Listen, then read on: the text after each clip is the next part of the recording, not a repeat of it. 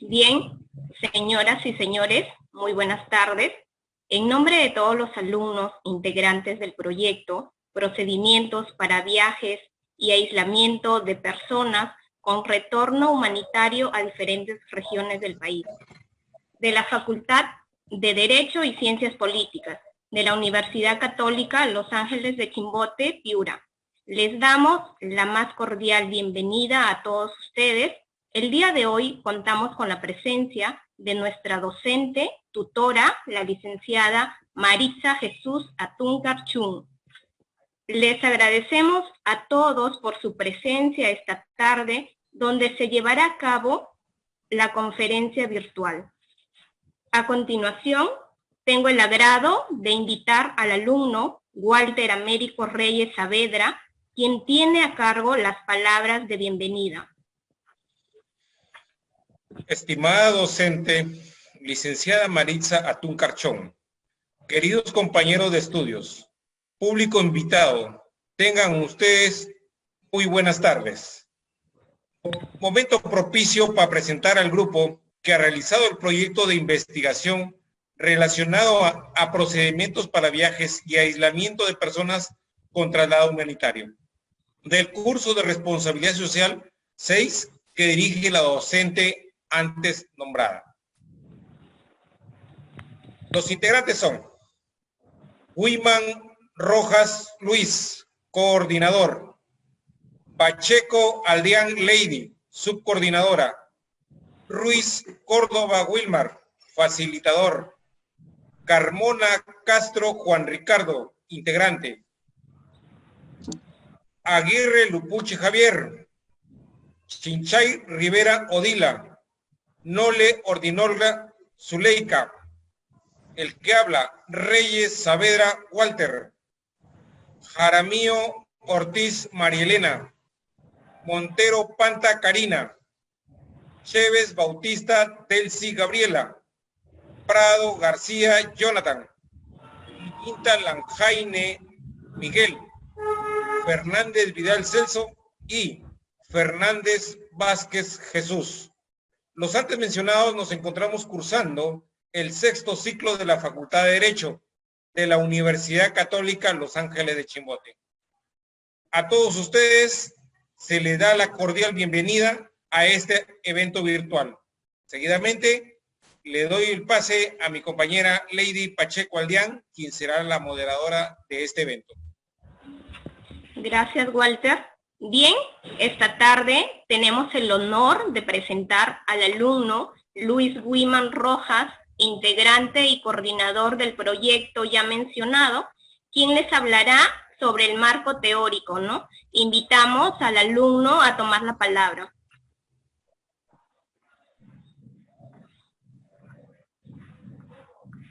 Buenas tardes a todos los presentes. El día de hoy voy a conversar referente a todo el proyecto de los beneficiarios.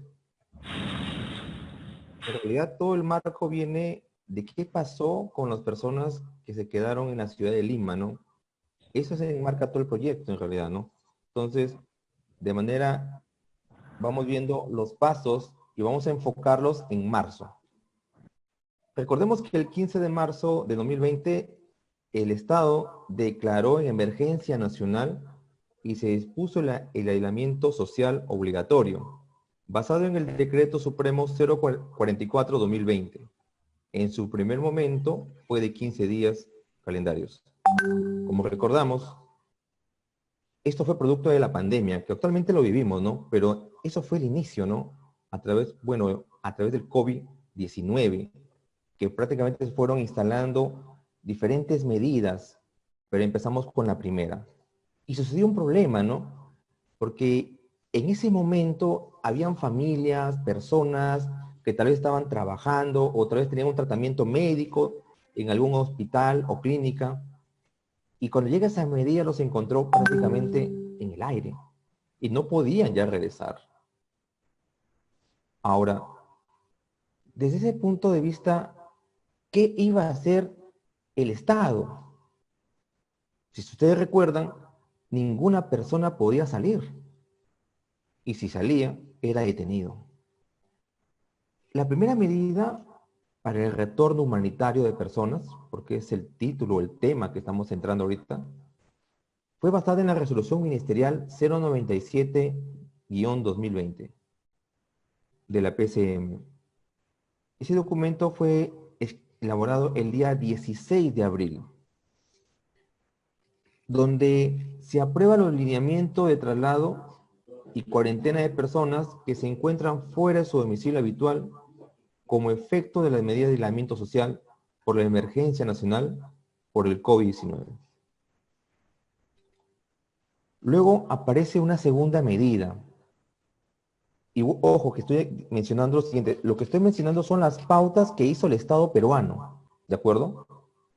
Muy aparte, lo que hicieron los gobiernos regionales de manera independiente. Mi tema está centrado en lo que manejó el Estado peruano, ¿de acuerdo? La segunda medida fue la publicación de la resolución ministerial de Secretaría de Descentralización, que fue la número 008-2020 de la PCM, que fue elaborado el 1 de mayo de 2020, donde se propone la actualización de los lineamientos de traslado y cuarentena de personas que se encontraban fuera de su domicilio habitual como efecto de la medida de aislamiento por la emergencia nacional por el COVID-19. En uso de las atribuciones dispuestas por el Reglamento de Organización y Funciones de la Presidencia y Consejo de Ministros, aprobado por el Decreto Supremo 022-2017 en sus modificatorias. La pregunta viene, ¿no? ¿Y qué es la Secretaría de Descentralización? Es un órgano que promueve la articulación intergubernamental, del cual es indispensable para lograr una continua comunicación y complementar en 3 niveles: gobierno nacional, gobierno regional y el gobierno local. Una de esas instituciones que articuló durante toda esta pandemia fue el Instituto Nacional de Defensa Civil, INDECI, junto con los gobiernos regionales y locales. Asimismo, es preciso mencionar la coordinación de apoyo y control y seguimiento de diferentes instituciones involucradas con la finalidad de garantizar que se cumplan las condiciones de salud, de seguridad establecidas para el traslado y aislamiento social obligatorio de las personas que fueron traídas del punto de Lima al destino Piura. La tercera fase fue que INDECI manda un documento al gobierno regional, en este caso al doctor Servando García Correa, sobre el traslado humanitario de la ciudad de Lima a Piura.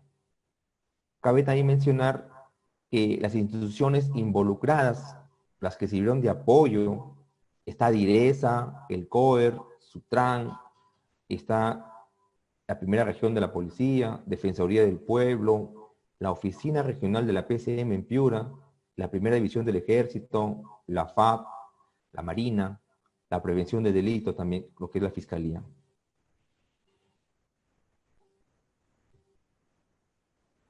Es preciso también señalar que todas estas medidas, si lo estamos viendo de ese enfoque, imagínense el último documento en la fecha. Lo que manejó el gobierno fue fechado recién el 8 de junio de 2020. El Estado peruano está habilitando para que los gobiernos regionales puedan traer a las personas. En realidad, si compara las fechas, es por eso que esa parte donde el gobierno regional tomó la iniciativa en un primer momento, gracias al documento, a la resolución ministerial, que fue fechada el día 17 de abril, y empezaron el día 19 a traer a las personas, ¿no? De manera como gobierno regional. Bueno, esta parte la va a tener mi compañera. Gracias.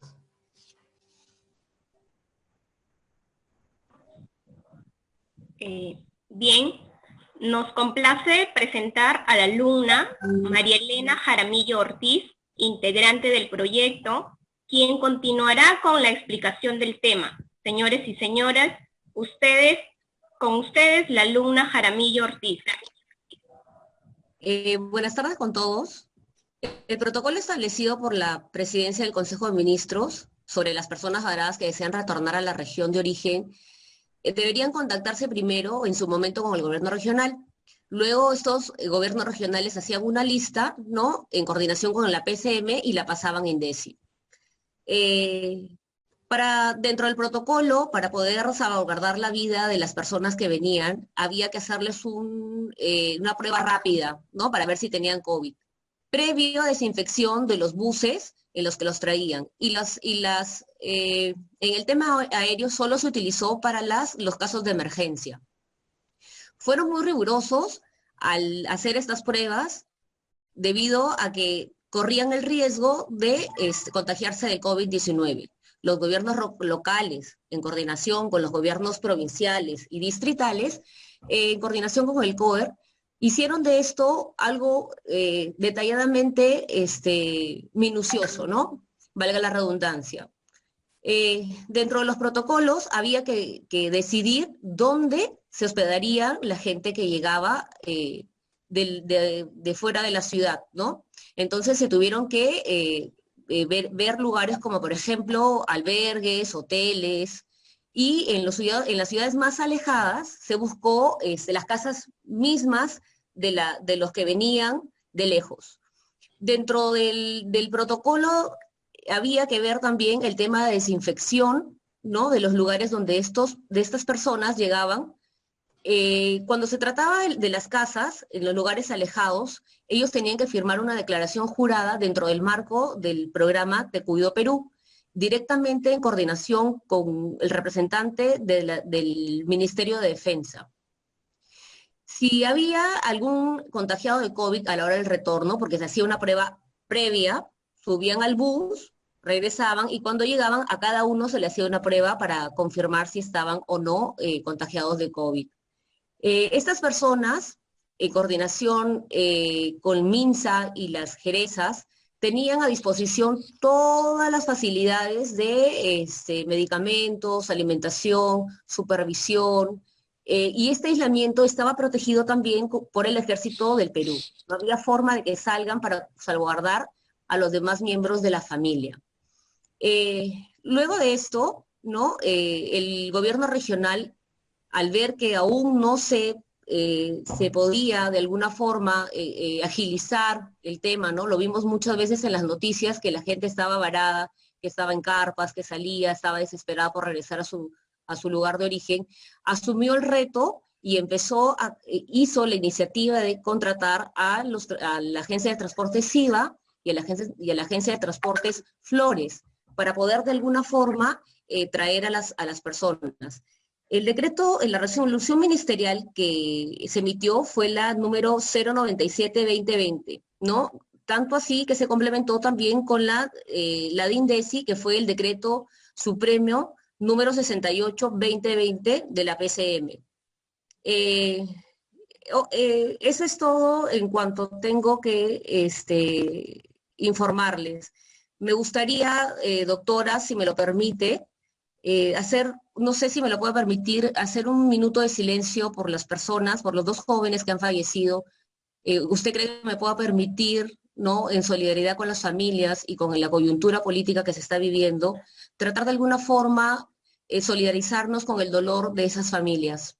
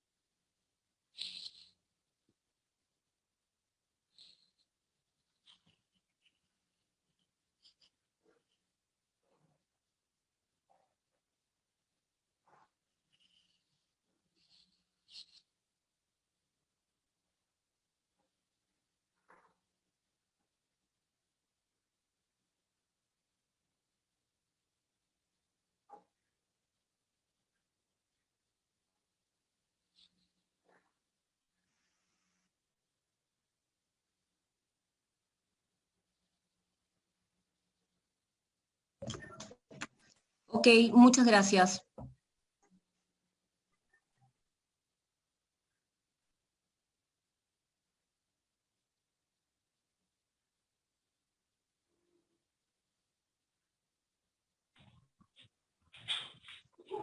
A continuación, muy respetuosamente, me dirijo a ustedes, público presente. Si alguien tiene alguna duda o pregunta acerca del tema tratado, alguna inquietud, la pueden realizar en este momento, que nuestros ponentes están encantados de responder sus inquietudes. Las personas que desean realizar alguna pregunta pueden levantar la mano por medio del Zoom, o los participantes que tienen problemas con la cobertura lo pueden hacer por medio del chat del Zoom. Esperamos unos minutos mientras realizan sus preguntas.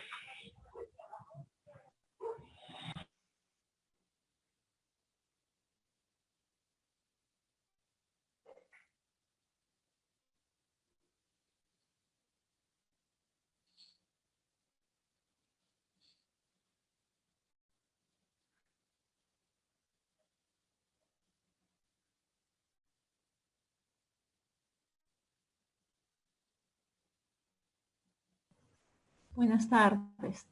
En la pandemia se mencionó un término de gobernanza. ¿Qué significa gobernanza?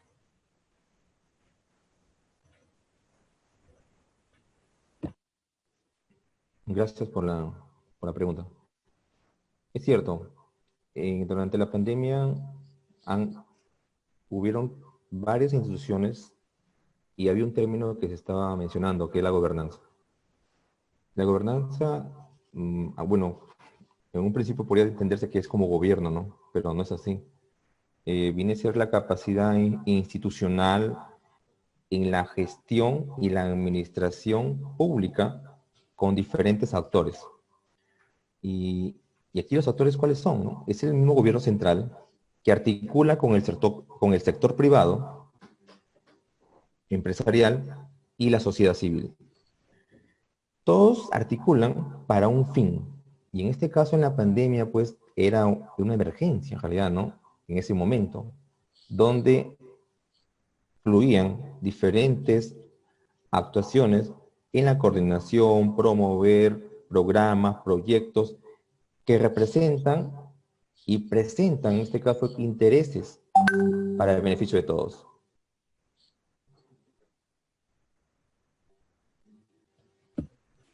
Gracias.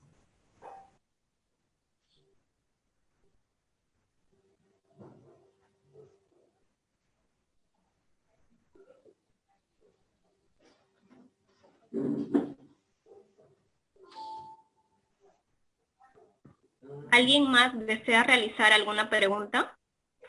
Buenas tardes. Una pregunta es, ¿qué protocolos utilizaron para hacer posible el traslado de los pasajeros?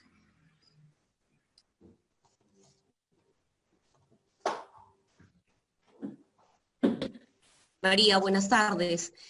Para responder tu pregunta, el gobierno regional con los alcaldes provinciales y distritales, en el marco del decreto de urgencia 043-2020, asumen el costo del alojamiento temporal, de la residencia traslatoria y del aislamiento, la alimentación, los medicamentos, los de Sumindesi, ¿no? Las Fuerzas Armadas tienen un papel muy importante en este tema porque ellos resguardaban de alguna forma que no se dejase de cumplir algún tipo de no sé, criollamente hablando, en el Perú siempre se busca una salida para todo, entonces ellos tenían que salvaguardar la salud de todos los miembros de la familia.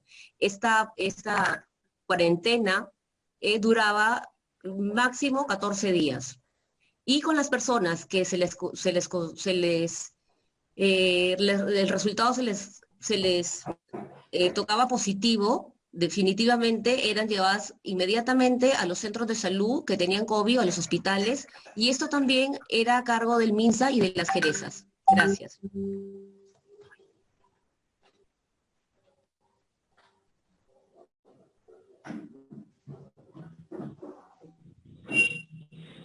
Bien, tengo una pregunta de María Gracia Ruiz Merca. nos coloca qué protocolos utilizaron para hacer posible el traslado de los pasajeros.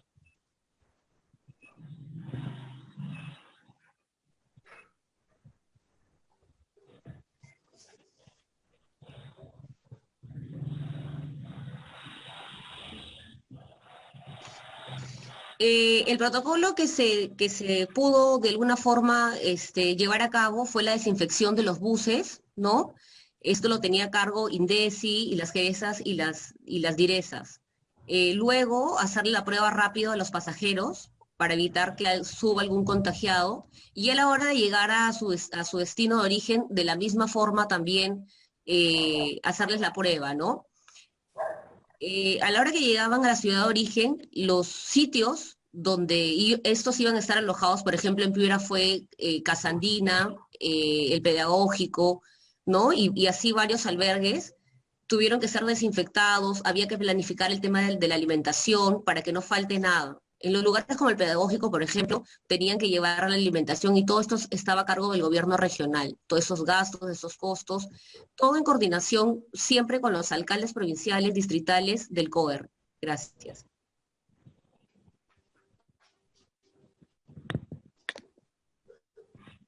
Estimados participantes, ¿alguna otra pregunta que desean realizar?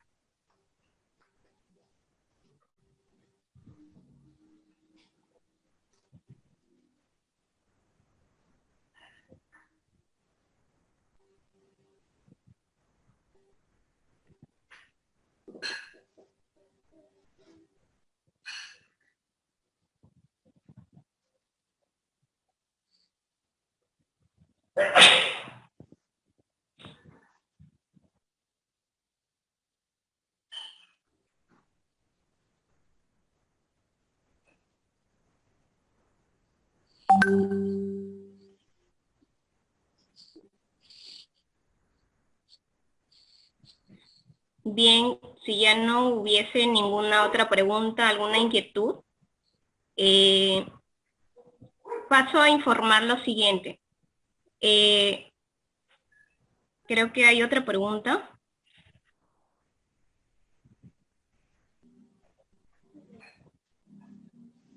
Kelly Palacios, ¿cuál es su opinión acerca del COVID en estos tiempos actuales? A ver, los ponentes.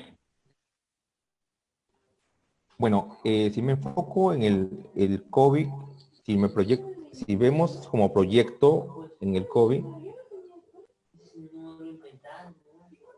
en el 15 de marzo hasta el 17 de abril, ¿cuántas personas subieron? Se puede hacer un rango, ¿no? En el mes de abril había alrededor de 13.489 personas. Cuando aparece un decreto para poder movilizar a los diferentes peruanos que estaban en diferentes localidades, si seguimos la trayectoria del documento del Estado, por eso digo que el gobierno regional se adelantó en apoyar, pero si seguimos la secuencia del gobierno central, cuando el documento iba por Secretaría General, iba por INDECI, y luego INDECI le comentaba al gobierno regional, para esa fecha ya estábamos casi en junio, a finales de junio. Entonces hacemos una proyección desde abril, que fueron algo de 13.489 infectados a nivel nacional. Para el mes, entrando en junio, ya habían algo de 333.867 infectados. ¿Se imaginan lo exponencial del contagio? De 2 cifras pasamos a 3 cifras.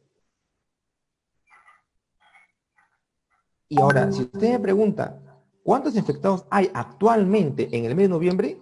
Vamos por 993.000 infectados. Esa es la estadística que tengo referente al COVID-19 en el Perú. Gracias.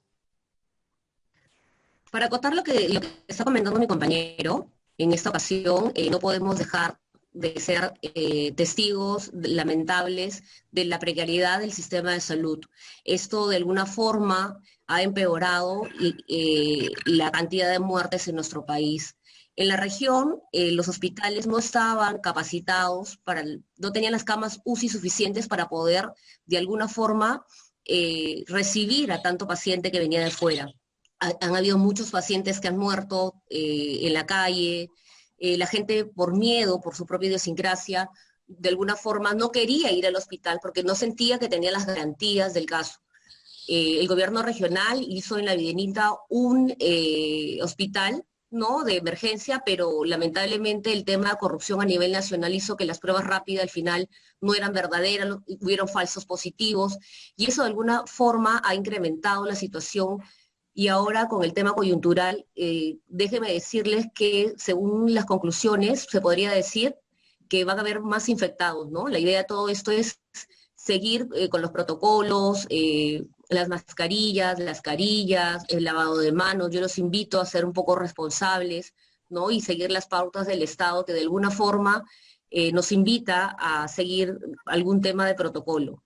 Yo quisiera dejar de lado un poco el tema, ¿no? Y llamarnos a un momento de reflexión y de, sobre todo, ¿no? De pensar un poco en lo que está pasando. Estamos en una situación realmente de emergencia y creo que es la obligación de cada uno de nosotros colaborar de una forma positiva, dejándonos de lado los colores políticos para poder de alguna forma ayudar, ¿no? Hay que estar atentos porque el COVID todavía sigue, no nos ha dejado y no podemos dejar de lado las pautas que el Estado de alguna forma nos podría alcanzar. Muchas gracias. Bien, tengo otra pregunta en el chat de Pao Treyes. Nos dice, me gustaría saber cuántas personas trasladaron de Lima a Piura y en qué hotel se quedaron. Bueno, según INDECI, piuranos que retornaron a la ciudad fueron en total 1.503. Fueron a través de los transportes Siva y Flores. Y como dijo mi compañera Jaramillo en inicio, Casa Andina fue el hotel. Luego se usaron las instalaciones del Pedagógico de Piura. Y es lo que tomo como referencia. Gracias.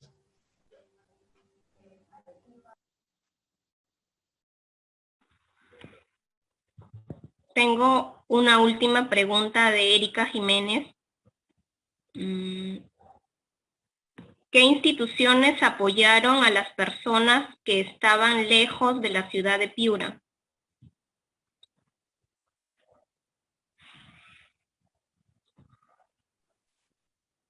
Para las personas que estaban lejos de Piura, el primer paso era recurrir a INDECI, ¿no? Las personas más vulnerables eran las que venían de forma gratuita. Se acercaban a INDECI Lima, INDECI en coordinación con el gobierno regional dispuso que todo el listado que el gobierno regional emitiera de forma formal, ¿no? Serían traídos sin ningún costo. Todo lo cubriría el Estado. Gracias.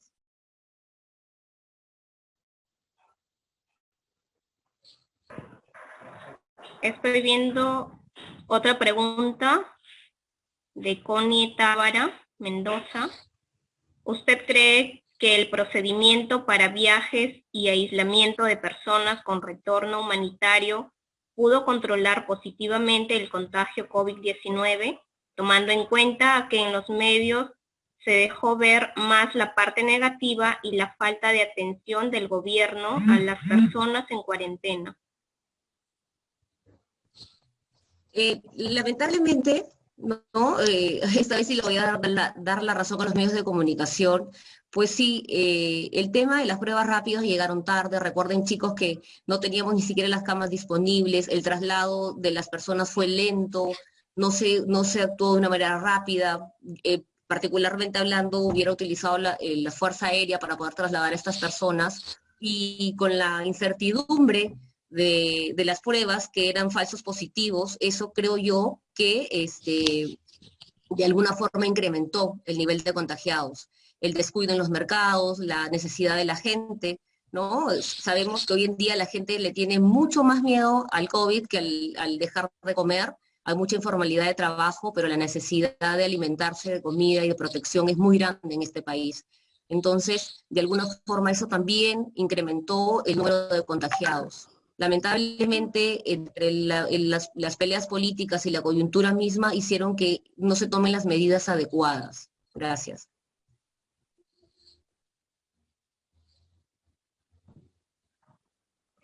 Hay otra pregunta de Erika Jiménez. ¿Cuál fue el filtro que se utilizó para trasladar a los que realmente lo necesitaron? Primero, se priorizaron niños, madres gestantes y personas de la tercera edad, también a personas con otras habilidades.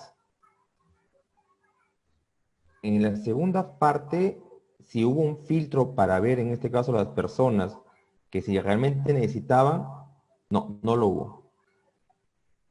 Todas las personas que entraban ahí, hay que ver que dentro de la normatividad, las personas con necesidad no pagaban, como dice mi compañera Jaramillo. Pero los buses como SIVA y Transportes Flores sí cobraron la tarifa módica, como se menciona en los documentos de INDECI. Gracias.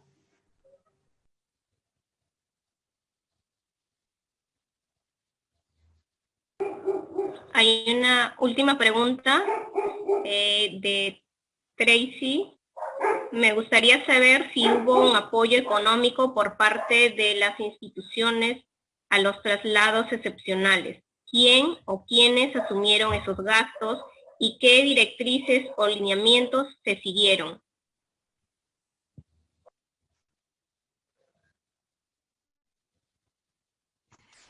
Quien asumía los gastos de las personas vulnerables eran el GORE, netamente el GORE. Los identificaba, les pedía el número de DNI, los mapeaba, dirección, teléfono, para poder verificar si realmente estaban en estas condiciones. Lamentablemente, como dice mi compañero y vuelvo a ratificar, no se tuvo la precisión, ¿no? Y no hubo mucho afán en ayudar a las personas que venían de otras ciudades. Lo único que pudieron recibir realmente, la mayoría de las personas que quedaron prácticamente en el aire fueron esos famosos bonos familiares que el Estado directamente con el Ministerio de Economía pudieron alcanzar de una manera errónea, porque somos testigos de que en esas colas interminables pues tuvieron también un foco de infección muy alto, ¿no? Entonces, de alguna forma esto también incrementó. Creo o estamos convencidos que de alguna forma no se llegó de todas maneras a los más necesitados. Hay casos, ¿no?, de gente que no necesitaba el bono y le ha llegado, como hay gente de muy bajos recursos que no tenía acceso a estos bonos. Entonces veías colas pues eternas para la gente, ni siquiera para confirmar si recibieron el bono, sino solamente para ir a preguntar, porque sabemos en este país que la gente no está muy conectada con el tema de tecnología, porque lamentablemente las personas más vulnerables son las que menos acceso a la información y tecnología tienen. Gracias.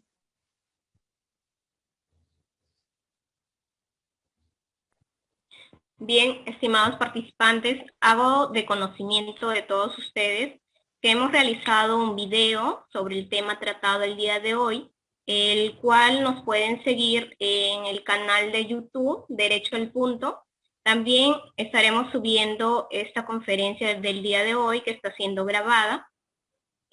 Pedirles, de favor, que estamos enviando ahorita mismo al chat de este Zoom una encuesta de salida, en la cual nos calificarán por la conferencia recibida el día de hoy.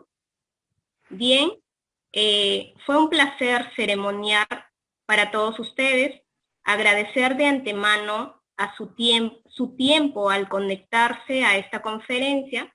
Gracias por su participación, espero que les haya servido de mucho y que hayan podido aclarar sus dudas respectivas. Muchas gracias, buenas noches, permiso.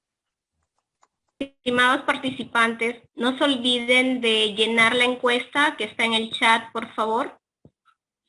Les agradeceríamos bastante que tengan en cuenta la encuesta y no se olviden en llenarla. Muchas gracias.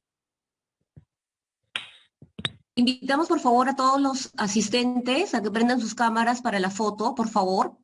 Es parte del proyecto para evidenciar nuestro trabajo y tratar de mejorar siempre la información. Muchas gracias.